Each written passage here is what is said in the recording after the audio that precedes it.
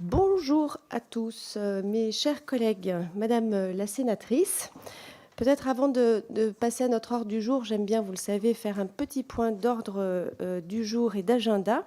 Je souhaite vous indiquer que le mardi 27 juillet, à l'issue des questions au gouvernement, nous auditionnerons M. Pap Ndiaye, notre ministre de l'Éducation nationale et de la jeunesse, et notamment autour de la question qui s'avère centrale dans nombre de nos travaux, à savoir l'éducation à la vie sexuelle et affective, qui est au cœur de bien des débats, et notamment pour la rentrée. Donc le 27 juin, à l'issue des questions au gouvernement. Lors de cette réunion, nous procéderons par ailleurs à la nomination des co-rapporteurs pour la mission d'information que nous avons décidée en bureau, mission d'information qui porte sur les femmes et le sport. Ce sujet, vous savez, qui me tient particulièrement à cœur, donc je soumettrai ma candidature pour ce rapport. Et donc, j'invite l'ensemble des groupes à faire cette candidature également d'ici le mercredi 21 juin à 16h. D'autre part, autre calendrier, le mardi 4 juillet à 17h30, nous entendrons M. Gabriel Attal, notre ministre délégué chargé des comptes publics, et notamment sur les conclusions du rapport, de notre rapport de nos deux collègues Sandrine Josso et Céline Calvez sur la budgétisation intégrant l'égalité. Et donc vous savez que je n'aime pas les acronymes, donc à chaque fois je tenterai de le dire dans son intégralité. Voilà. Enfin, les travaux de notre mission sur la santé mentale va se clôturer et nous serons donc en mesure d'adopter, en tout cas d'écouter nos deux rapporteurs. Ce sera le mardi 11 juillet à 17h également à l'issue des questions au gouvernement. Mesdames les parlementaires, la délégation aux droits des femmes et à l'égalité des chances entre les hommes et les femmes de l'Assemblée nationale vous remercie chaleureusement pour cette audition. Mesdames, nous sommes honorés et nous nous réjouissons d'ores et déjà d'entendre pour la seconde fois, Madame la sénatrice, déjà auditionnée le 3 mai dernier en tant que co-auteur de la proposition de loi qui vise à renforcer l'accès des femmes aux responsabilités dans la fonction publique et qui nous occupera demain soir pour nous en séance publique. Nous en arrivons maintenant à notre ordre du jour. J'ai souhaité organiser ce temps d'échange pour que vous puissiez nous éclairer sur les travaux, vos conclusions principalement de la mission temporaire qui vous a été confiée afin de faire progresser dans la continuité du Grenelle la lutte contre les violences conjugales et plus largement contre les violences intrafamiliales, en particulier par un traitement judiciaire peut-être plus efficace et adapté. Et je vous laisse organiser votre temps de parole. Mesdames, vous avez la parole.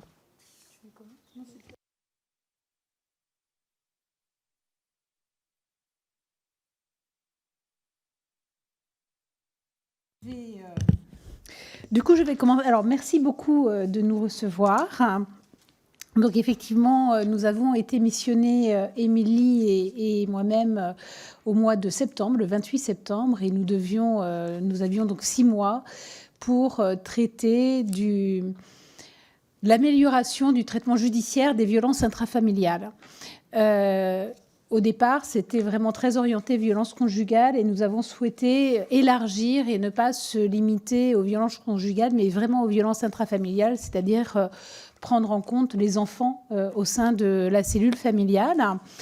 Et donc voilà, nous avons remis notre rapport, alors dans un premier temps un pré-rapport avant le 8 mars qui faisait un état des lieux de ce qui avait pu être fait déjà depuis le Grenelle des violences conjugales, où on voyait que déjà un certain nombre de choses avaient pu avancer. Et puis le 27 mars, nous avons remis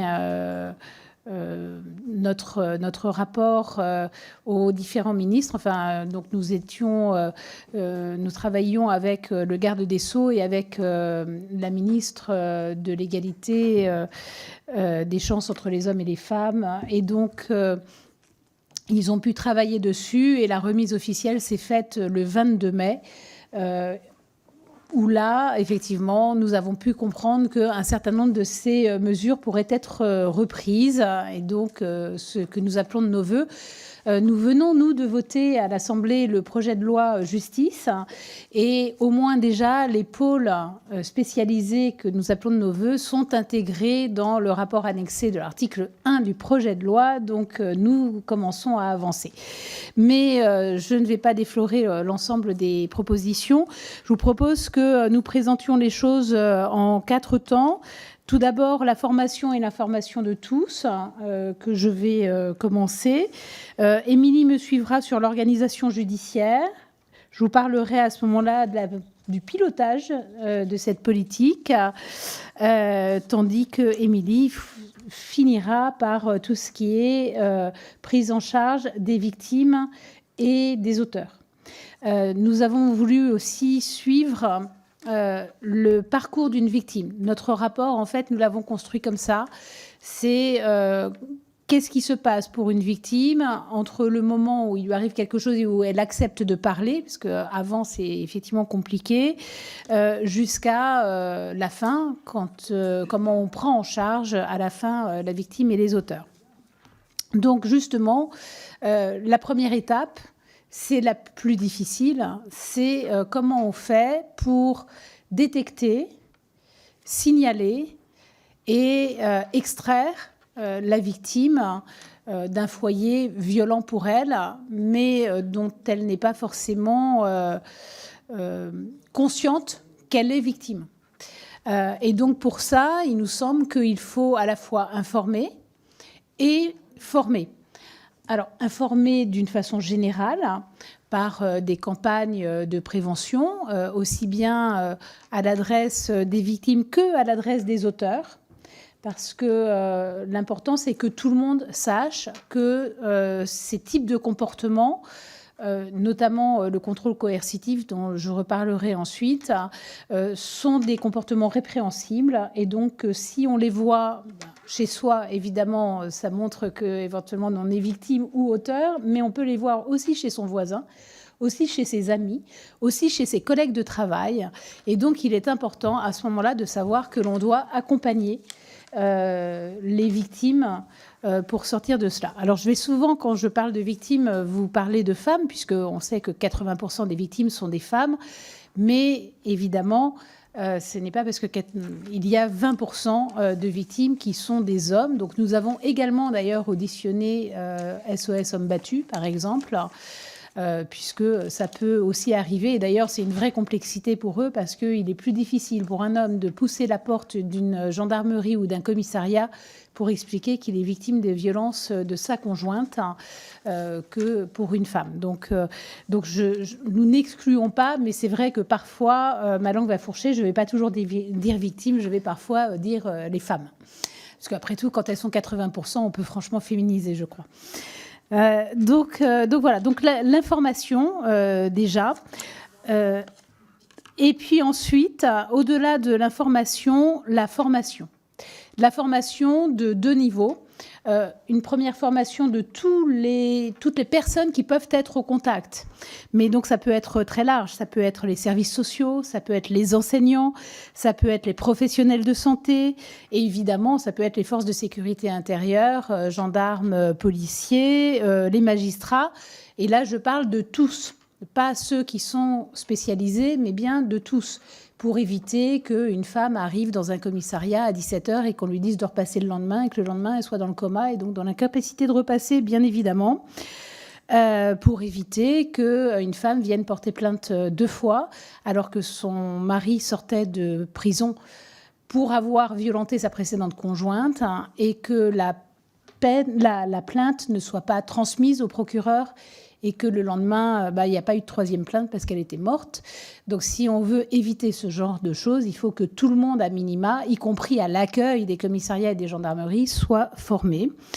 Mais ça peut être, les élus. Alors, effectivement, il y a des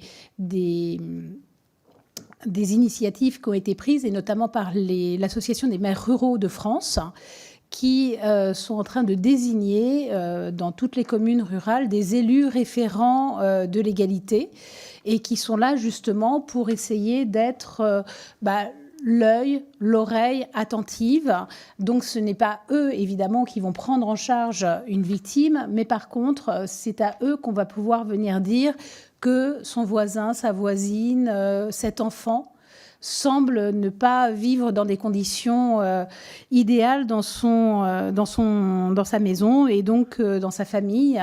Et donc peut-être il faut faire quelque chose. Et cet élu-là va être formé effectivement à faire des signalements. Donc c'est cette formation que je dirais de niveau 1, elle est vraiment une formation au repérage et au signalement, pas forcément à l'accompagnement. Et c'est là qu'on arrive au niveau 2. Et donc, le niveau 2 va toucher évidemment les forces de sécurité intérieure. Et donc, ce sera les gendarmes qui seront dans les maisons de protection des familles. Ce sera les policiers qui se trouveront dans les brigades locales de protection des familles. Cela existe déjà, mais donc c'est à développer. Et ce sera les magistrats dans les pôles spécialisés, dont vous parlera Émilie tout à l'heure. Ce sera évidemment les associations de suivi des victimes et des auteurs.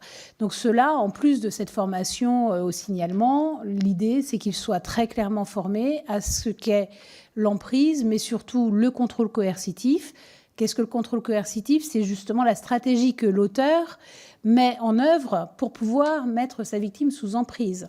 Le contrôle coercitif, c'est quand l'un des deux conjoints n'a pas accès à sa carte bleue, alors qu'a priori il a des revenus, n'a pas la liberté de s'habiller comme il veut, de sortir quand il veut, avec qui il veut, et que voilà, c'est tout un contrôle qui s'installe. Et d'ailleurs, ce contrôle, justement, nous sommes très attachés aux enfants, je l'ai déjà dit, mais quand ils s'exercent dans un foyer, ils s'exercent de l'un des conjoints sur l'autre, mais en règle générale sur les enfants, parce que quelqu'un qui exerce ce contrôle l'exerce sur l'ensemble de la famille, et les enfants en sont bien souvent les premières victimes. Donc voilà pour ces formations. Mais il n'y a évidemment pas que l'information descendante, il y a aussi tout ce qu'on doit pouvoir faire remonter. Et donc, dans ce qu'on a proposé également, c'est pour pouvoir faire remonter les informations, outre ces élus référents de l'égalité qui sont un bon relais au niveau des secteurs ruraux, parce qu'on sait que 50% des féminicides ont lieu en ruralité, là où il n'y a que 30% des habitants. Donc une vraie dominante violente dans des foyers ruraux. Donc il faut vraiment pouvoir bien mailler. Là aussi, c'est très important. Et Émilie devrait y revenir.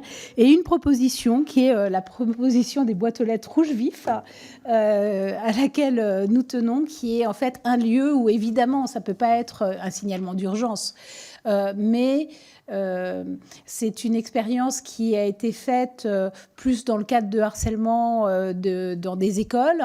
Mais là, l'idée, c'est que justement, si on a quelque chose à signaler, on ne sait pas si c'est grave, si c'est pas grave, mais du coup, on met le papier dans la boîte aux lettres et ces fameux élus référents ou d'autres, ça peut être une association, viendraient relever cette boîte aux lettres et auraient donc du coup un signalement plus ou moins anonyme après, mais peu importe, parce que ça lui permettrait d'aller regarder de plus près s'il y a ou pas à s'inquiéter.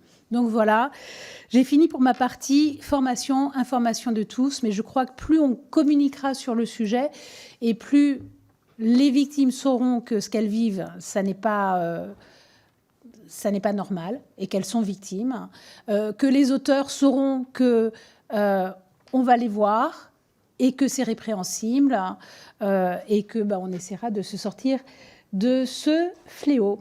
Mais je passe maintenant parce que malgré tout, il en restera et donc il faut qu'on organise correctement les choses. Et donc je passe la parole à Émilie pour l'organisation judiciaire. Madame la Présidente, Ah oui. Madame la Présidente, Madame la Sénatrice, Mesdames et Messieurs les députés membres de la délégation, tout d'abord, je tenais à vous remercier de nous entendre aujourd'hui afin de vous présenter notre rapport rouge vif. 6 mois de travail coécrit avec Madame la sénatrice Dominique Vérien, ici présente, avec lesquels nous avons bien travaillé, je tiens à le signaler.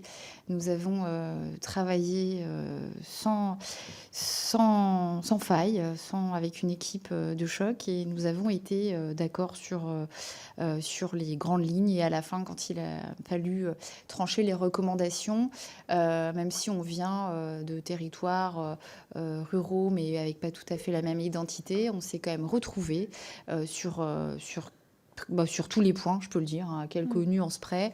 On était d'accord, et je pense que c'est important de le rappeler parce que c'est un sujet qui doit être, à mon sens, transpartisan.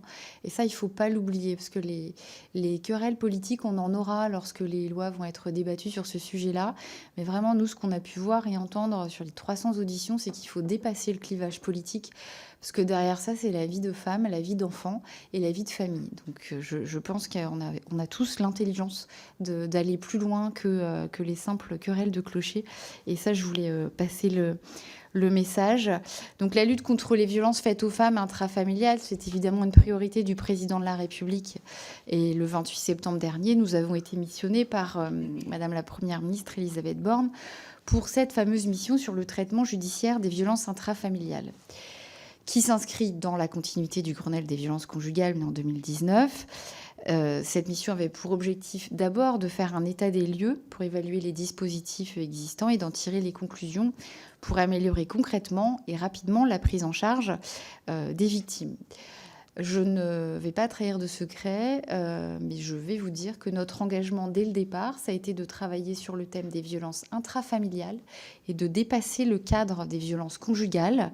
Et je pense que nous avons réussi au moins une chose, c'est à force d'expliquer aux journalistes et au travers de nos auditions qu'on avait changé le curseur de place, c'est que dans la presse, on voit plus violence conjugale, mais on voit violence intrafamiliale.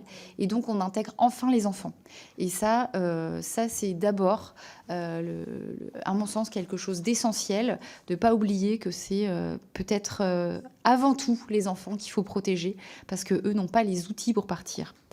Et donc ça, c'est un point important. Et je sais que Dominique partage ma vision des choses. Donc, comme son nom l'indique, la mission porte sur le traitement des violences intrafamiliales. Ça n'est pas juste un symbole, c'est le changement de paradigme, c'est la nuance à laquelle nous accordons extrêmement d'importance. Nous souhaitons sortir du seul prisme réducteur des violences faites aux femmes, qui excluait de facto les enfants. Donc, durant ces 6 mois, comme l'a indiqué Madame la sénatrice, 300 auditions, nous avons retracé le parcours de la victime pour aller jusqu'à la réinsertion de l'auteur. Nous avons suivi cette méthode rigoureuse que nous avons imposée à notre équipe et qui nous a permis de balayer à spectre large et de ne pas se limiter finalement au traitement judiciaire stricto sensu de une fois que le dossier arrive sur le bureau du juge, comment on fait, et puis il tranche, et puis voilà.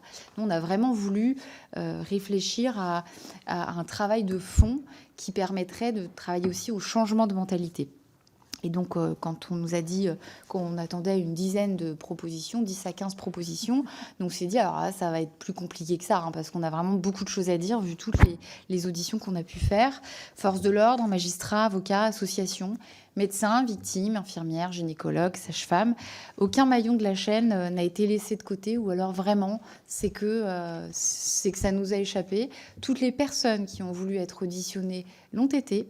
Et c'est important aussi de le noter. Certaines auraient pu refuser. Néanmoins, on a essuyé aucun refus pour les personnes que nous avons sollicitées. Donc ça, c'est important aussi de le noter. Un engagement de tous, une prise de conscience de tous et de tout le territoire. Parce qu'on a auditionné vraiment ruralité, ville, grande ville, petite ville. Et c'était important aussi pour nous d'avoir vraiment des exemples de tout type.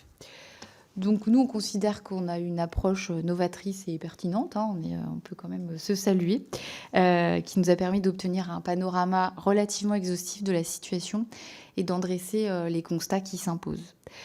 Les chiffres, je vais vous les épargner, ils sont dans le rapport, mais on a constaté quand même depuis le Grenelle que les chiffres des plaintes ont explosé pour plusieurs facteurs, notamment la libération de la parole, parce qu'à force de parler des violences d'abord conjugales et intrafamiliales, finalement la parole se libère, et ça c'est extrêmement important. Donc si la parole se libère, les procédures augmentent. Je pense que là, on arrive à un palier. On a aussi, depuis le Grenelle, la Covid, qui a été un épisode complexe de pic de violence intrafamiliale. Donc ça, c'est un épisode qui ne correspond pas à la réalité courante, si je puis dire, donc qui fait que les chiffres ont explosé, mais ça ne signifie pas que les chiffres vont continuer à grimper. Dans le même temps, la justice s'est adaptée face à l'ampleur du fléau que nous rencontrons. Et au fur et à mesure de nos pérégrinations dans le cadre de cette mission, nous avons auditionné de nombreuses juridictions qui ont mis en place des dispositifs qui fonctionnent assez bien et dont on s'est inspiré pour faire des propositions relatives à la procédure et au traitement plus rapide et plus complet. On a auditionné à la fois des magistrats de première instance, mais aussi de cour d'appel, et un petit peu partout sur le territoire. Parce que c'était hors de question de se limiter soit à la campagne, soit à la ville, ou alors d'auditionner que Paris. Donc on a vraiment auditionné beaucoup de magistrats, qui sont forcément des magistrats qui sont hyper engagés sur le sujet. On ne peut pas vous dire qu'il y a des copiles vifs partout sur le territoire. Néanmoins, on a été quand même agréablement surprise de voir l'engagement des professionnels à tous les niveaux et des magistrats aussi. Des associations de terrain, évidemment, ont été auditionnées. Le réseau d'information sur le droit des femmes et des familles qui joue un rôle essentiel. Énormément d'engagement à tous les niveaux. Concernant à la fois la prise en charge par le milieu associatif des violences physiques et psychologiques des femmes et des enfants, mais également des hommes lorsqu'ils sont victimes, même si Dominique a expliqué qu'on parle de femmes parce que c'est quand même 85% des affaires.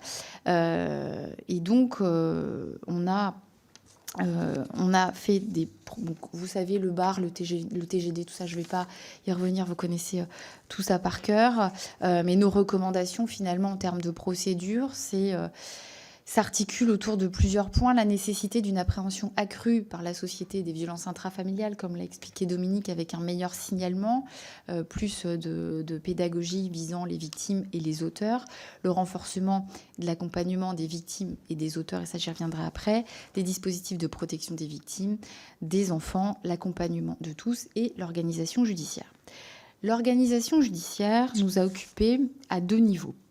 D'abord parce qu'à chaque fois qu'il y a un féminicide, on se rend compte quasiment tout le temps qu'il y a eu un trou dans la raquette quelque part dans la procédure. C'est-à-dire qu'il y a une information qui n'a pas bien circulé. Et on a creusé ça parce que ça nous a intrigués. On s'est dit, mais comment on peut faire pour améliorer un petit peu ça? Et on s'est rendu compte que dans certains territoires, les magistrats ont mis en place donc, les dispositifs dont je vous parlais de circularisation de l'information en mettant en place des comités de pilotage violence intrafamiliale qui n'ont pas tous la même configuration, mais qui finalement permettent, je prends l'exemple de Nantes par exemple, de se mettre autour d'une table une fois par mois avec des magistrats du siège, du parquet, affaires familiales, pénales, associations, dans le cadre d'une instance qui n'est pas décisionnaire, mais de pointer les difficultés dans les familles identifiées. Et ça permet d'éviter les trous dans la raquette et vraiment de faire circuler cette information et de voir comment intervenir en amont ou en tout cas dès le premier signal, dès les premiers signes de contrôle coercitif comme tu as pu l'expliquer parce que ça c'est un point qui nous a pas mal occupé, mais en tout cas d'avoir une vision à 360 de la cellule familiale.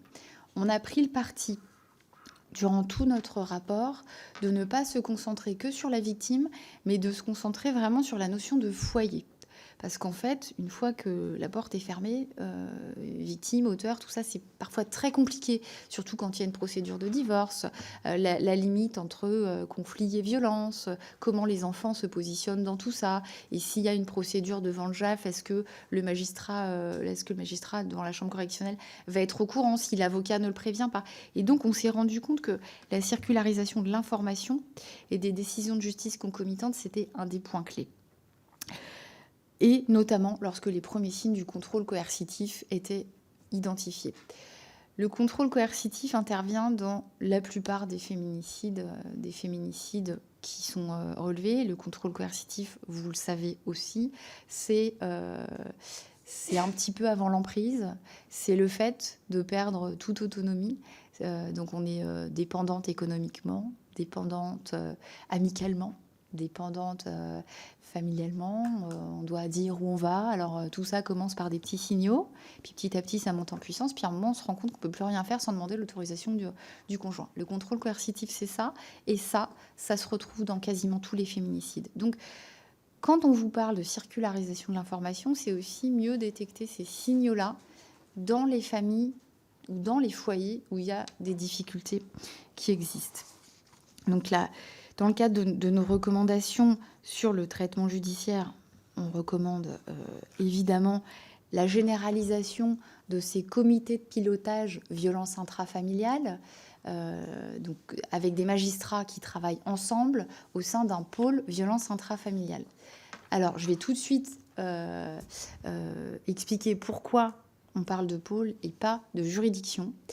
Parce que je trouve que c'est un peu facile de parler de juridiction, alors qu'on s'est vraiment interrogé. Et on est allé voir le modèle espagnol, dont tout le monde nous parle. Nous, on y est allé, on est allé passer plusieurs jours.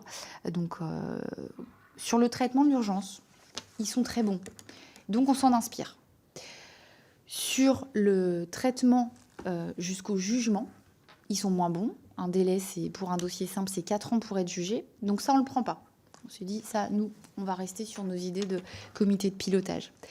En revanche, sur le fichier des violences intrafamiliales, le fichier Viogène, ça, on s'en inspire. Donc, on a essayé de prendre vraiment le meilleur de ce qui fonctionne en Espagne.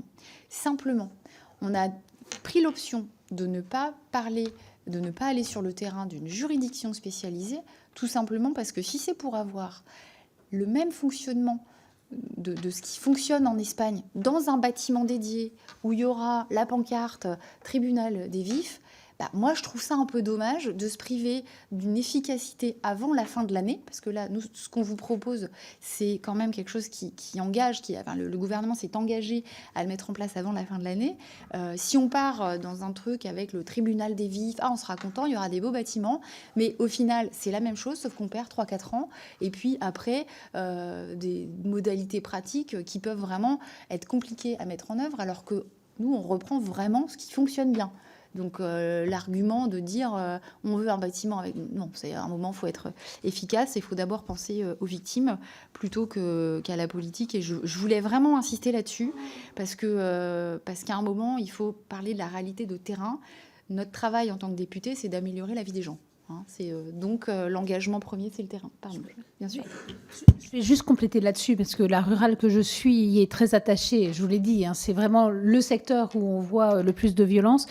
Mais en quelque sorte, ce que nous proposons, c'est ce que l'Espagne fait aussi, puisque l'Espagne, elle a effectivement des tribunaux dédiés qui sont très très bien. On en a visité un à Madrid, il n'y a rien à dire, mais ils l'ont à Madrid. Tout comme nous, on pourrait l'avoir à Paris, Lyon, Marseille, mais pas ailleurs. Et d'ailleurs, eux-mêmes ne l'ont pas ailleurs. Et ce qu'ils font, c'est ce que nous préconisons, c'est-à-dire des pôles ou des chambres dans leurs tribunaux existants. Donc voilà, ce qui permet d'avoir un meilleur maillage du territoire. C'était juste ce complément. Merci. Oui, nous, ce qu'on propose, c'est la généralisation devant toutes les juridictions d'un pôle violence intrafamiliale, première instance et appel. Et pas simplement un à Marseille, un à Lyon et un à Paris. Donc ça, c'est aussi la grosse différence, parce que notre point de départ dans tout ça, ça a été et le dernier kilomètre, et l'accès au droit, et l'accès à la justice, et la plainte, et le premier rendez-vous médical. Si à tout ça, on doit ajouter un tribunal à 300 km, on peut être sûr que la victime, elle ne lancera jamais les hostilités. Donc on s'est inspiré de l'Espagne, on le reconnaît, mais pour des choses concrètes et efficaces qui fonctionnent. Pour ce qui concerne donc l'organisation, vous l'avez compris, ça sera un pôle violence intrafamiliale devant toutes les juridictions, première instance, appel, devant tout le territoire, également dans les territoires ultramarins qui sont encore peut-être plus touchés par les violences intrafamiliales, en tout cas des situations extrêmement graves. avec également la proposition d'une ordonnance, de l'urgence, une ordonnance de protection immédiate que le gouvernement a déjà annoncé reprendre et qui aura pour intérêt de mettre la victime à l'abri sous 24 heures, avec la procédure des 6 jours qui fonctionnera encore dans le projet tel qu'on l'imaginait, mais en tout cas, en urgence, une victime qui, si elle veut partir, on l'aide à partir. Si elle veut rester, on aide à mettre en place une éviction du conjoint. En tout cas, en 24 heures, il faut qu'il y ait une prise en charge de la victime. Pourquoi ? Parce qu'à partir du moment où la victime, elle décide de partir, c'est à ce moment-là qu'il faut la protéger, parce que ça veut dire qu'elle a déjà fait un sacré bout de chemin. Et là, on ne peut pas la laisser. On ne peut pas la laisser dans la nature. Donc là, on a vraiment un engagement à prendre. Alors, le gouvernement a annoncé reprendre cette recommandation. On verra quel est l'atterrissage de tout ça devant nous au moment où les textes arriveront. Mais en tout cas, c'est une recommandation qui, pour nous, est extrêmement importante. Dans les grandes recommandations, Dominique a fait le tour. Alors, il y a quelques recommandations qui ne seront pas reprises. Mais on nous a annoncé qu'elles ne seraient pas reprises. Juste les pupilles. Tu l'as dit ? Non, j'ai pas dit tout pour l'instant. Moi, D'accord. j'ai dit, je me suis contentée. Alors, vas-y. Donc oui, non, effectivement. Donc si on regarde l'organisation judiciaire, on l'a dit. Alors les pôles au parquet, nous on avait plutôt préconisé des chambres au niveau du siège. Alors, quelle est la différence entre un pôle et une chambre au niveau du siège, pôle et chambre spécialisée? Alors, je vous parlais de formation. Évidemment, tous les magistrats qui auront à siéger dans ces pôles spécialisés devront avoir... Alors, a priori, c'est en train de se traduire par une habilitation, parce qu'on ne peut pas imposer à un magistrat une formation, mais l'objectif, c'est qu'effectivement, il ait suivi cette formation spécifique sur le contrôle coercitif, le psychotraumatisme, toutes les conséquences du psychotraumatisme. Savoir, par exemple, qu'une victime de psychotraumatisme ne génère aucune empathie. C'est important à savoir, parce qu'en règle générale, elle peut être un peu agressive. Vous savez, l'empathie, c'est on se regarde et puis il y a quelque chose qui passe. Et donc, le problème, c'est qu'une victime de psychotraumatisme est une très, très mauvaise victime, parce que ça se voit pas, voire elle est agressive, voire on n'a pas du tout envie de la prendre dans ses bras pour la câliner. Pas du tout. Alors qu'en règle générale, l'agresseur, lui, il est beaucoup plus cohérent. Et donc, on se dit, ma foi... et c'est là qu'on a tendance à dire, mais c'est la parole de l'un contre la parole de l'autre. Non, parce que si le contrôle coercitif dont nous parlons est bien mis en place, si on sent qu'elle n'était pas libre, eh bien, il y a bien une victime et un auteur. Donc, c'est relativement important. Et donc, voilà, j'en arrive à une politique pilotée avec un fonds dédié. Parce que si on veut... obtenir quelque chose, si on veut aller plus loin. Donc, on l'a vu, les pôles, c'est quelque chose... Oui, alors la différence entre les pôles et les chambres, j'ai pas fini, c'est que les chambres, il y a des audiences dédiées, ce qu'il n'y a pas dans les pôles. Mais on le voit bien, de toute façon, tous ceux qui se sont organisés, comme à Clermont-Ferrand ou à Châlons-en-Champagne ou même à Auxerre, ils vont souvent vers des audiences dédiées. Donc, je pense qu'avec l'usage, les pôles se transformeront en chambres. Donc oui, une politique pilotée, parce que là aussi, c'est l'inspiration de l'Espagne. En Espagne, il y a quelqu'un qui pilote cette politique et qui a le pouvoir de s'adresser à tous les ministères en disant « là, ça ne va pas, ça n'avance pas comme il le faut, etc. » Et donc, à qui on donne une vraie capacité, une vraie autorité, en réalité, pour pouvoir avancer. Et donc, pour cela, c'est... Effectivement, ce qu'on souhaite, nous, c'est qu'il y ait cette autorité. Alors, cette autorité pourrait être l'ami prof, par exemple, pourquoi pas, à condition qu'on lui donne tout à fait les moyens de diriger la politique, les moyens d'expliquer au ministère de l'Éducation que les cours d'éducation sexuelle ne sont toujours pas donnés, contrairement à ce qui est écrit dans les programmes, qui puissent dire que les enseignants doivent être formés pour pouvoir justement détecter éventuellement et signaler. Mais dire aussi au ministère de l'Intérieur que peut-être que au niveau de ces brigades de protection des familles, il n'a pas investi suffisamment dans les intervenants sociaux qui se trouvent soit en gendarmerie, soit en commissariat. Ces intervenants sociaux sont très importants parce que ce sont eux qui vont accompagner, qui ne sont donc pas gendarmes ni policiers, mais qui vont être là pour accompagner la victime. Et d'ailleurs, souvent, cet accompagnement, il est de différents ordres. D'ordre pratique, c'est comment la victime quitte chez elle si elle a besoin de quitter chez elle.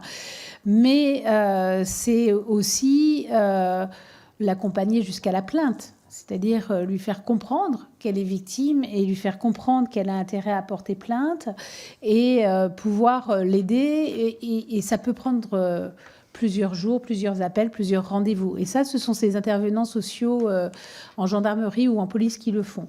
Il faut savoir qu'aujourd'hui, ils existent, mais ils ne sont pas... leur financement n'est pas prévu spécifiquement. Donc, selon les départements, ce n'est pas du tout financé de la même façon. Donc, du coup, il y a des départements, il y en a beaucoup, des départements où il n'y en a pas, enfin, ou très peu. Des départements où c'est l'intégralité est payée par ou quasiment est payée par le conseil départemental, et des départements où le conseil départemental accepte d'en payer un, mais pas plus. Donc, là, pareil, on appelle de nos voeux le fait qu'il y ait une cohérence par rapport à ces financements.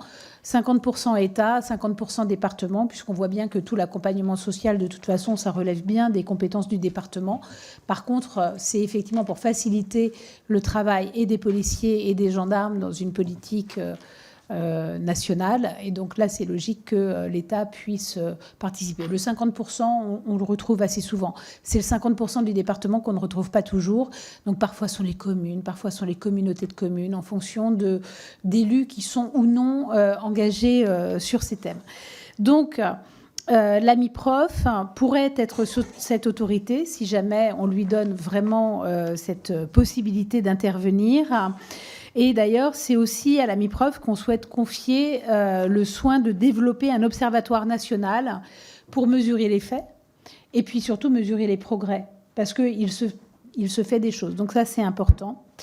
Par contre, là encore, une des critiques qui est souvent faite sur ces sujets-là, c'est que l'État n'y mettrait pas suffisamment de moyens.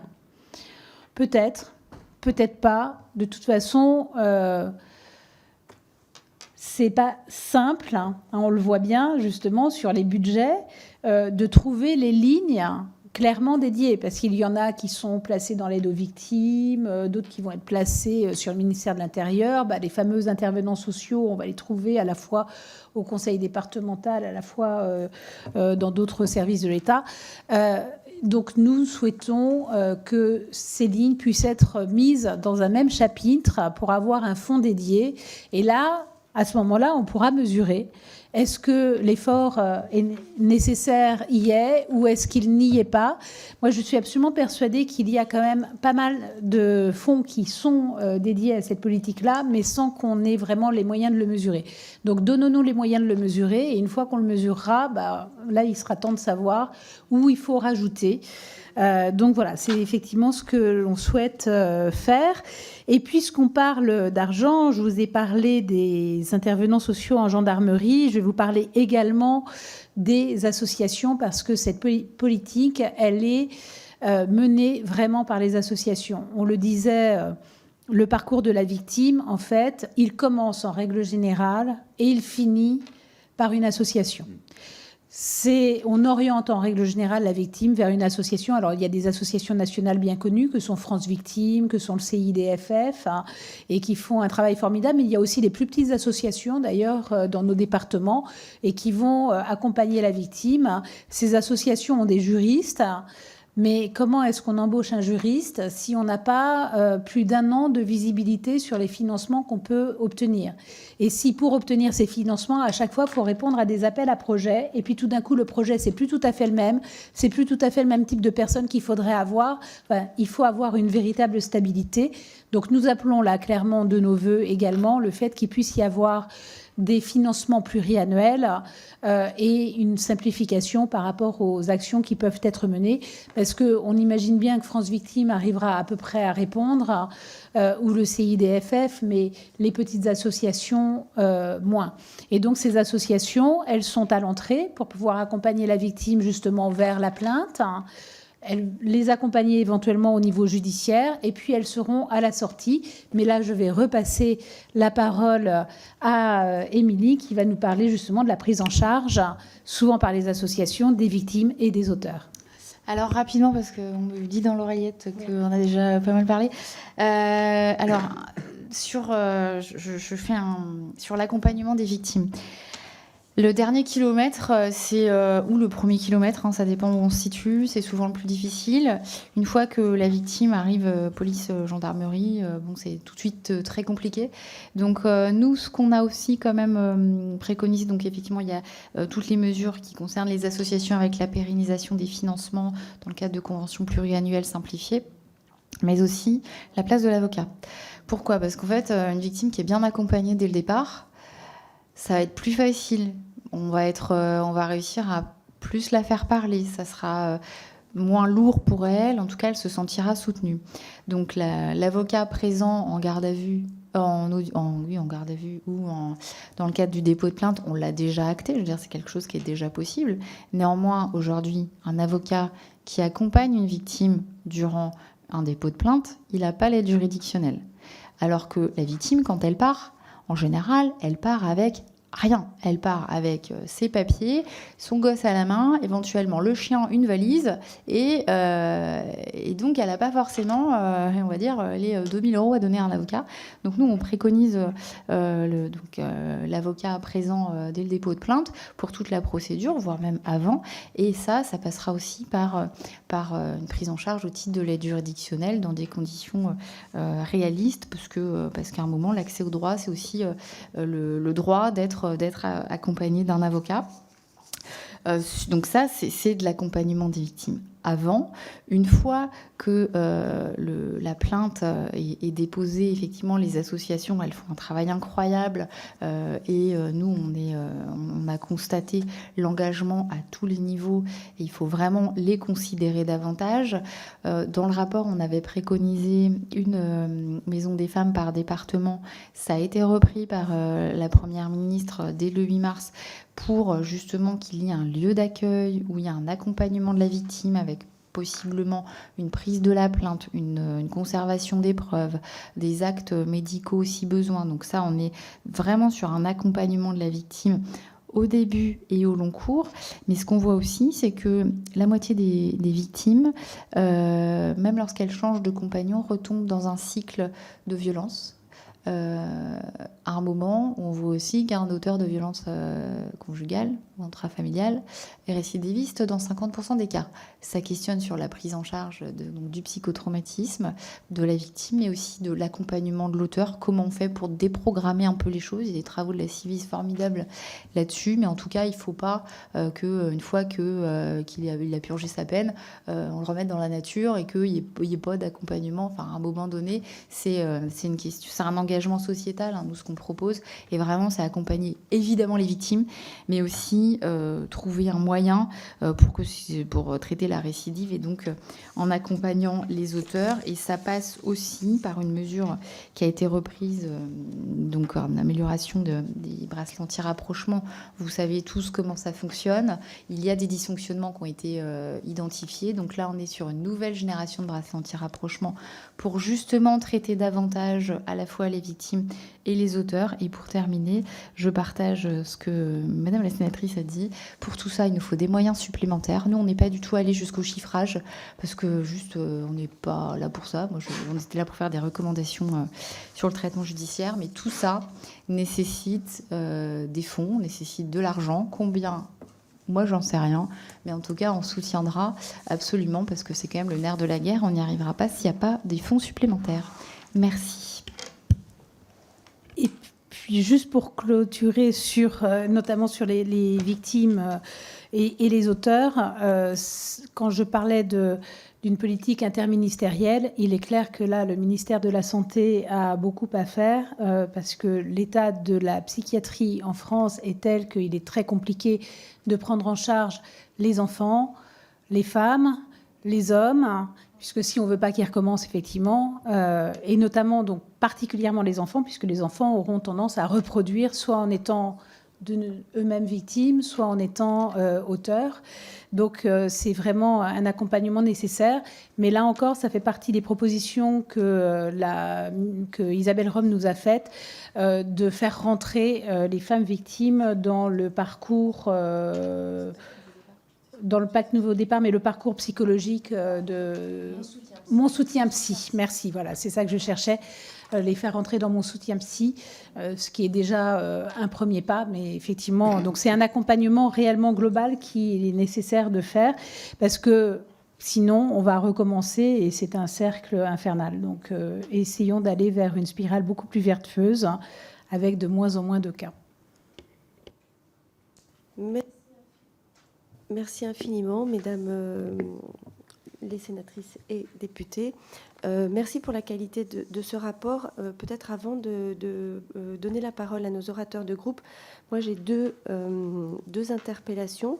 Vous indiquez que vous n'êtes pas allé jusqu'au chiffrage, mais quelquefois vous avez dit que quand les textes seraient là, vous en débattrez.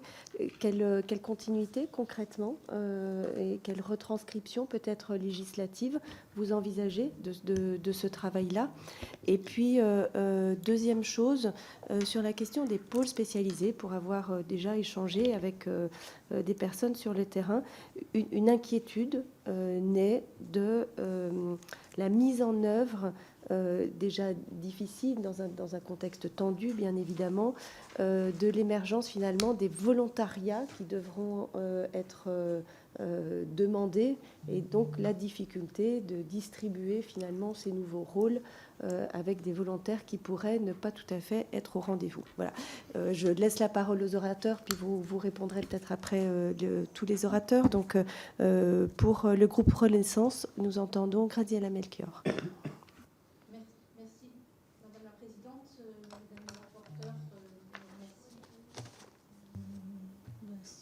Voilà, c'est bon. Merci Madame la Présidente, Mesdames les rapporteurs, je vous remercie pour votre engagement sur cette question des violences intrafamiliales et tiens à souligner la rigueur de votre travail sur ce sujet toujours douloureux. Dans votre rapport, vous faites état d'un bilan encourageant ces dernières années avec un traitement judiciaire de plus en plus performant, augmentation de 157% du nombre d'ordonnances de protection délivrées, hausse de 182% des procédures rapides ou encore une croissance de 205% des mesures d'éviction d'un conjoint violent entre 2017 et 2021. Nous constatons aussi un déploiement significatif des dispositifs tels que les téléphones graves danger qui ont permis depuis 2020 de solliciter 2400 fois les forces de l'ordre ou encore les bracelets anti-rapprochement auxquels viennent s'ajouter ceux de la nouvelle génération à la demande des ministres de la Justice et de l'égalité des chances entre les femmes et les hommes à l'issue de vos travaux. Toutefois, les procédures judiciaires concernant les violences intrafamiliales, notamment depuis la crise sanitaire, ne cessent d'augmenter en France. Vous formulez donc des propositions fortes afin d'améliorer la protection et l'accompagnement des victimes. Vous avez aussi décrit la mise en place d'une meilleure formation pour les personnels des structures sociales, de santé, de l'éducation nationale, pour les forces de sécurité et les acteurs de la chaîne judiciaire. Sur la question du traitement judiciaire, vous envisagez la création d'une juridiction spécialisée au sein des parquets traitant, je cite, des violences intrafamiliales ou familles, incluant la justice des mineurs. Or, sur le modèle espagnol, le président de la République a porté la volonté de mettre en place un pôle juridictionnel spécialisé contre les violences faites aux femmes de manière générale et non pas seulement dans un contexte familial. Je souhaite donc savoir de quelle manière vous voyez une éventuelle coexistence de ces deux structures ou quelle articulation on pourrait trouver. Par ailleurs, dans votre rapport, vous évoquez beaucoup et à juste titre la protection des victimes. Et moi, à l'occasion de mes rencontres avec diverses associations, un sujet est apparu régulièrement concernant la mention des adresses de résidence sur les procès-verbaux d'audition et dont les agresseurs peuvent avoir connaissance.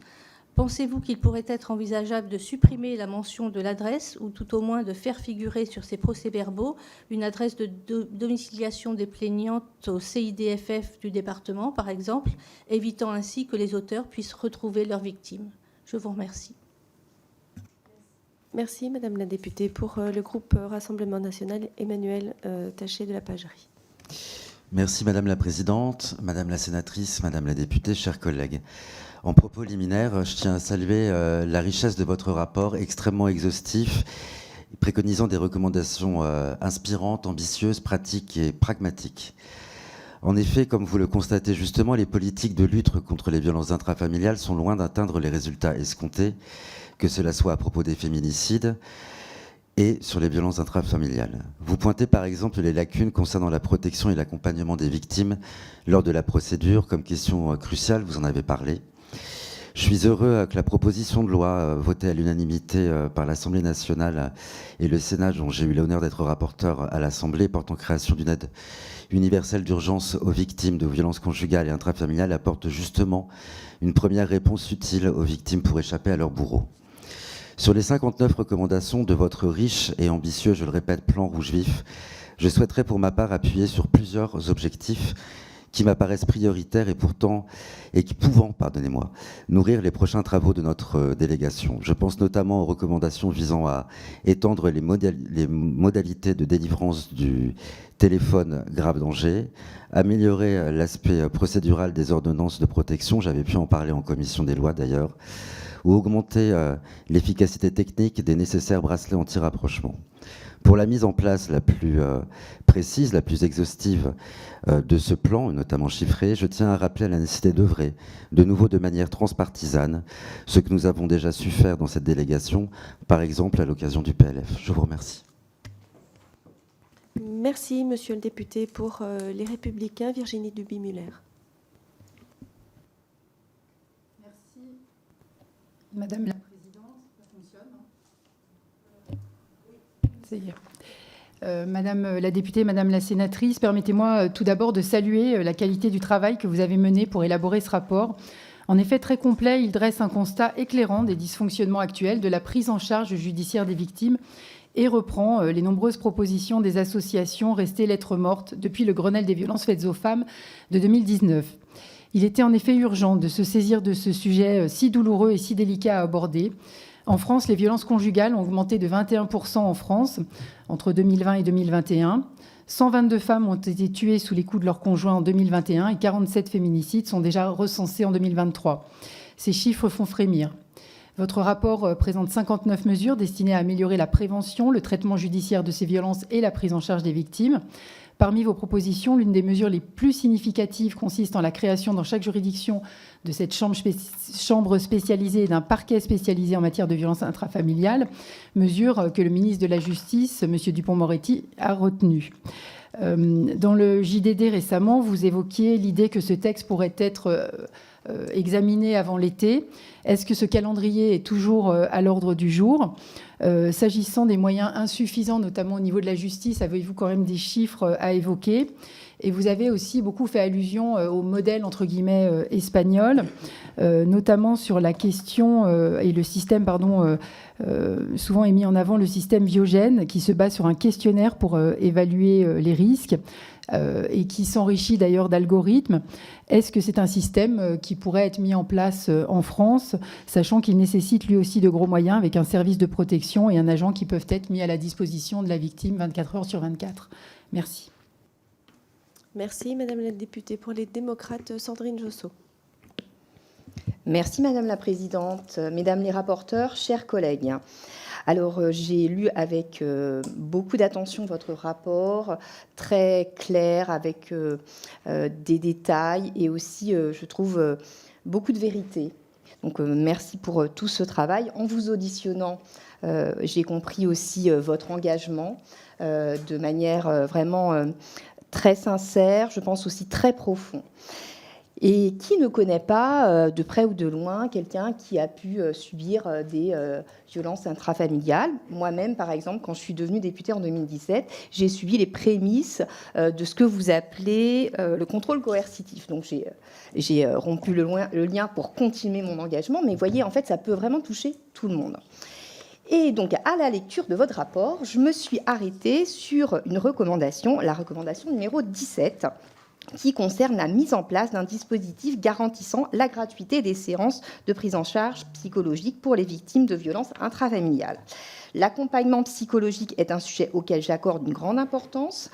Je porte d'ailleurs une proposition de loi visant à rendre gratuit l'accompagnement psychologique pour les couples victimes de fausses couches. Ayant beaucoup travaillé sur le sujet, je connais les difficultés que cela représente de sensibiliser et d'accompagner toutes ces victimes. Et en ce qui concerne donc votre recommandation, pourriez-vous nous détailler comment vous avez envisagé la mise en place de ce dispositif? Allez-vous vous appuyer sur des dispositifs existants comme Mon Parcours Psy, qui est devenu Mon Soutien Psy? Et quel rôle les maisons des femmes que vous souhaitez créer peuvent apporter dans cet accompagnement par rapport aux victimes? Je vous remercie. Merci, mesdames, messieurs les orateurs. Prochaine question, donc, pour le groupe Renaissance, Brigitte Liso. Merci Madame la Présidente, merci Madame la Sénatrice, Madame la Députée pour ce balayage vraiment à 360 degrés. J'ai pas encore totalement lu en toute honnêteté la totalité de votre rapport, mais en tout cas je suis allée sur un sujet qui me préoccupe maintenant depuis un bon moment, s'il s'agit de l'éviction des auteurs de violences. Nous n'avons pas encore eu l'occasion d'en parler ici, donc je suis vraiment ravie que vous consacriez une grande partie de votre rapport à ce sujet. D'un point de vue pénal, vous proposez des avancées majeures, notamment en termes de protection immédiate, délivrée par le parquet, et c'est vraiment une mesure que je salue. Au-delà de vos recommandations, je souhaite vous interroger sur l'accompagnement social et psychologique des auteurs, qui fait partie du continuum de l'éviction, je dirais le dernier kilomètre indispensable à la prise de conscience et à une nouvelle vie en société. Les centres de prise en charge des auteurs sont un maillon essentiel, de mon point de vue, des violences intrafamiliales. À Lille, un centre est ouvert depuis 2 ans grâce à une convention entre le parquet, la préfecture et les associations, et les résultats sont véritablement probants. Si on arrive à élargir au niveau du territoire national, je crois qu'on aura là aussi fait une grande avancée dans les violences intrafamiliales. Je vous remercie. Merci beaucoup. Alors, mesdames, on vous laisse organiser le temps de réponse. Ça va? Alors, pour commencer, quelle suite? Parce que je comprends effectivement cette question.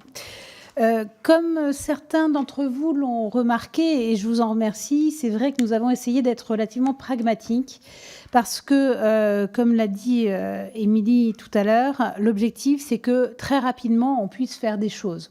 Donc l'idée, c'est pas de révolutionner tout et on met tout cela en place dans 10 ans, c'est réellement d'essayer, d'ici la fin de l'année, d'avoir une véritable amélioration sur le traitement judiciaire, logiquement, normalement, enfin, entre autres, de ces violences. Donc beaucoup de réglementaires. Ne serait-ce que les pôles et les chambres, c'est du réglementaire. Pour autant, ils ont été intégrés dans le rapport annexé à l'article 1 du projet de loi Justice qui arrive chez vous, que nous avons voté cet après-midi au Sénat et qui arrive chez vous très prochainement. Mais c'est du réglementaire, donc ça va permettre de se mettre en place rapidement. De la même façon, je vous disais, il y a la différence entre les pôles et les chambres, et donc ça va permettre aussi de répondre sur le volontariat. En réalité, on va laisser, et c'est pour ça que la chancellerie a préféré garder des pôles plutôt que d'imposer tout de suite les chambres avec tout de suite les audiences dédiées, pour permettre aux juridictions de s'organiser. Maintenant, ces violences existent. Ce traitement judiciaire, il se fait, pas forcément dans de bonnes conditions. Donc, ce que nous proposons, nous, c'est d'améliorer les conditions. Donc, je ne doute pas que nous aurons de toute façon des juges aux affaires familiales qui déjà traitent de ces choses-là. Parmi les différents juges, il y en aura forcément qui auront un goût un peu plus prononcé pour pouvoir aller plus avant, et notamment dans la formation. En tout cas, on l'a bien vu dans un certain nombre de juridictions, ça s'est fait de façon assez naturelle. Donc je pense que enfin, moi je n'ai pas d'angoisse, parce qu'on ne crée pas des nouvelles affaires dont quelqu'un devrait s'occuper. On va essayer de mieux traiter des affaires qui existent déjà, mais pour lesquelles on n'est pas forcément partout bien organisé.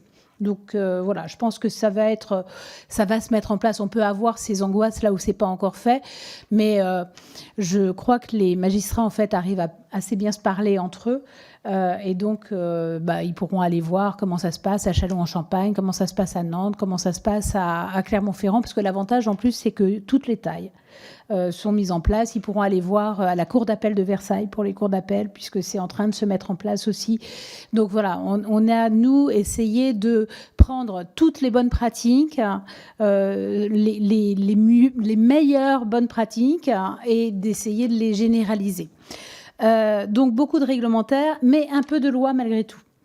Le peu de loi, c'est sur l'ordonnance de protection immédiate. Parce que l'ordonnance de protection immédiate en 24 heures, c'est réellement attentatoire à la liberté pour la personne qui sera, soit ce sera une ordonnance d'éviction, donc pour la personne qui devra partir sans contradictoire, puisqu'en 24 heures, on n'a pas le temps d'organiser le contradictoire. Donc ensuite, le juge aux affaires familiales aura toujours ses 6 jours pour organiser le contradictoire, mais là, dans les 24 heures, c'est sans contradictoire. Donc ça devra de toute façon passer par la loi, ça ne peut pas se faire autrement.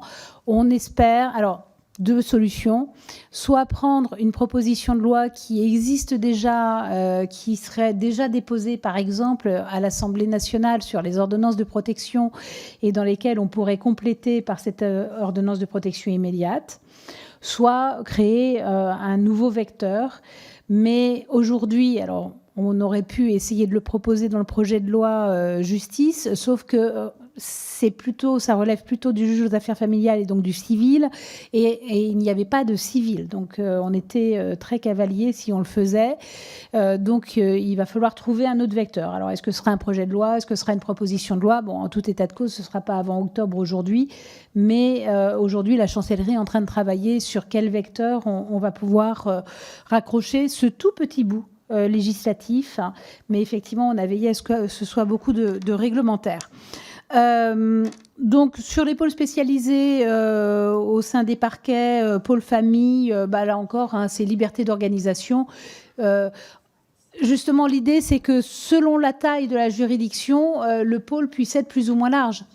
De la même façon, au niveau du pôle, un juge d'affaires familiales qui est dans un pôle violence intrafamiliale, dans un pôle vif, s'il n'a pas de quoi s'occuper toute la journée, il a le droit de faire d'autres choses. Ce n'est pas du tout exclusif. Donc, de la même façon, sur les pôles au niveau des parquets, chacun va s'organiser. Et d'ailleurs, par exemple, à Nantes, ils ont effectivement un pôle famille, et donc qui traitera des violences intrafamiliales sans avoir beaucoup à se transformer. Modalité de délivrance du TGD, nous préconisons effectivement que ça puisse être plus facilement donné, notamment par la CAF, puisqu'on voit bien que justement au niveau de la PPL de Valérie Létard, l'accompagnement se fait par la CAF, donc pourquoi pas du coup élargir. L'ordonnance de protection, on en a parlé. Les bracelets anti-rapprochement, ça a été voté lors du dernier budget de la justice, un gros budget pour améliorer ces bracelets anti-rapprochement. Donc on attend ces fameux bracelets anti-rapprochement 5G, comme les appelle le garde des Sceaux. Donc Viogène, oui bien sûr, mais on demande Viogène. On demande, alors ce sera pas, donc c'est le fameux fichier espagnol qui peut être et qui a un peu d'intelligence artificielle pour être à peu près prédictif et donc en gros mesurer le risque.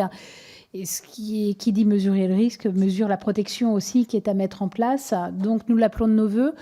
La chancellerie l'a bien entendu et nous dit que d'ici 2027, donc ils sont déjà en train d'essayer de regarder, mais là, pour le coup, on a un petit sujet, pas RGPD, puisque les Espagnols sont soumis au RGPD tout comme nous, mais nous, on a informatique et liberté qui est bien plus contraignant que RGPD. Donc, on a un petit sujet informatique et liberté qui est à traiter, et donc ils vont le faire. Accompagnement psy, j'ai répondu par mon parcours psy, mais je pense qu'il faut effectivement aller plus loin. Les maisons des femmes dans chaque département, Les départements sont en train de s'organiser aujourd'hui. On espère que la structure Maison des Femmes va pouvoir suivre, mais effectivement, on l'accompagne de nos voeux. Et quant à l'éviction des conjoints violents et l'accompagnement social des auteurs, oui, c'est vraiment très, très bien. Par contre, ce qu'on a pu remarquer, c'est qu'au niveau des centres de prise en charge des auteurs, c'est très inégal sur le territoire parce que justement, c'était des appels à projets. Parfois, il n'y a qu'une association qui répondait et qui n'avait pas forcément les compétences. Par contre, il y a des associations qui ont de vraies compétences et avec des vrais résultats. Et réellement, il faut traiter tout le monde, les victimes, que ce soit les enfants, les femmes ou les hommes quand ils sont victimes, et les auteurs, parce que si on ne veut pas que ça recommence, c'est vraiment par là que ça passera. Je vais compléter, mais quasiment tout a été dit. C'est l'avantage d'avoir travaillé avec Dominique. On est à peu près d'accord tout le temps. Donc ça, c'est pratique. La transcription législative, alors pour donner aussi peut-être un autre regard, on aurait pu passer peut-être encore plus de choses par le réglementaire. Néanmoins, il y a aussi un enjeu sociétal. Il y a aussi un enjeu sociétal qui, à mon sens, induit une discussion en hémicycle par la représentation nationale, au Sénat, à l'Assemblée. Et je pense que c'est important que sur certaines mesures, elles puissent donner lieu à ces échanges et à ces débats, compte tenu de l'engagement que ça va être, au-delà de l'atteinte à la liberté, comme tu l'as expliqué. Vraiment, pour pouvoir taper fort, il faut taper par la loi.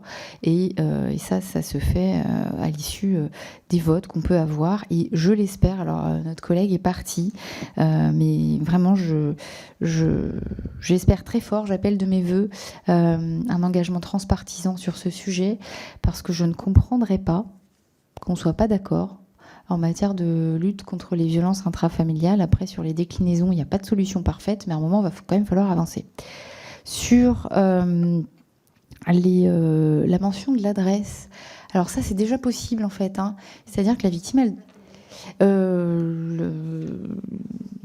Oui, il faut qu'il y ait encore plus d'acculturation, mais en réalité, c'est déjà possible de donner une autre adresse, de donner une adresse de domiciliation dans une association, voire même au cabinet de l'avocat.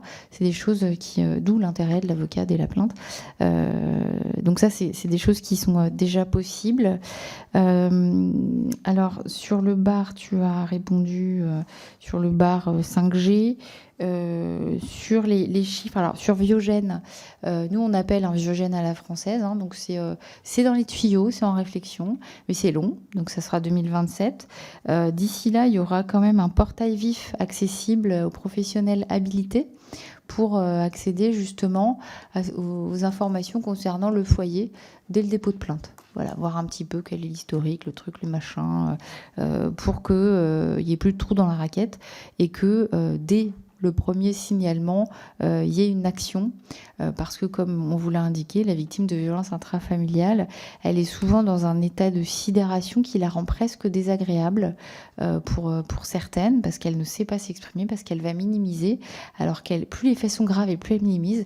Donc vraiment, pour ça, il faut qu'il y ait l'information rapide, l'accompagnement immédiat, pour qu'on puisse l'aider à s'extraire de toute cette violence qu'elle subit. Les chiffres, alors oui, nous on demande plus de magistrats. Alors grosso modo, ce qui concerne les violences intrafamiliales de près ou de loin, c'est un tiers, entre un quart et un tiers de l'activité des juridictions. Le garde a annoncé il y a quelques mois 1500 magistrats supplémentaires sur les 5 prochaines années, ce qui fait 300 magistrats de plus par an. On peut imaginer que donc il y a 100 départements, ça fait 3 magistrats par département. Et par an, on peut au moins espérer qu'il y en aura un de plus. Tout ça lissé avec la réorganisation de ces dossiers qui sont déjà traités, finalement, permettra de travailler plus rapidement, et avec aussi la pérennisation de l'équipe autour du magistrat, avec les assistants de justice qui au-delà des greffiers, seront là pour aider à préparer les dossiers, recroiser les informations. Ça, c'était vraiment une demande du terrain. C'est quelque chose qui va être pérennisé dans des contrats plus longs. Donc les chiffres en CDI, oui, parce qu'aujourd'hui, ce sont des étudiants qui préparent le NM qui font ça. On peut espérer quand même que ce soit des postes pérennisés. Sur l'accompagnement psy, alors moi, je voulais saluer votre travail, Madame Josso, parce qu'en fait, les victimes de violences intrafamiliales, elles sont aussi souvent dans un cadre, enfin, ça peut arriver, en tout cas ça n'aide pas lorsqu'il y a un cadre d'infertilité et de problèmes de grossesse, d'infertilité au sens large, et donc il y a un continuum dans la prise en charge psy, et donc voilà, la prise en charge se fera, il y aura les moyens, mais en tout cas c'est quelque chose qu'on avait détecté. L'accompagnement social des victimes, on vous en a parlé. Les conventions parquet, association, préfecture, ça, il faut que ça se généralise. On a un vrai engagement des préfectures sur le sujet. Ça marche assez bien. Et puis le dernier point, pour terminer, c'est que c'est sûr que c'est pas super vendeur de se dire qu'on va aider les auteurs. Néanmoins, on n'a pas le choix. Alors, ça va coûter de l'argent. Oui, c'est de l'argent. Alors, effectivement, les raccourcis, ça serait de dire mais pourquoi c'est pas de l'argent qui va aux victimes ? Peut-être pour éviter qu'il y ait encore des victimes par cette même personne après. En tout cas, on a vraiment identifié le fait qu'il y avait une prise en charge assez disparate et il faut que les choses soient plus simples, plus fluides et plus efficaces. Donc tout ça, je rappelle, ça va coûter des sous. On ne sait pas combien, mais on est prête aussi à aller défendre le bout de gras quand il s'agira d'aller dire que ça coûte cher. Restaurative. Oui, alors sachant qu'en matière de violence intrafamiliale, c'est un sujet un peu border. Il y a un film qui est très bien qui est sorti, mais ça marche assez bien au Canada. Au Québec, ils ont mis en place des choses. Donc il faut s'inspirer de ce qui marche en fait, tout simplement. À un moment, il faut arrêter de vouloir détenir la vérité et puis il faut s'inspirer de ce qui marche et go, voilà, avancer.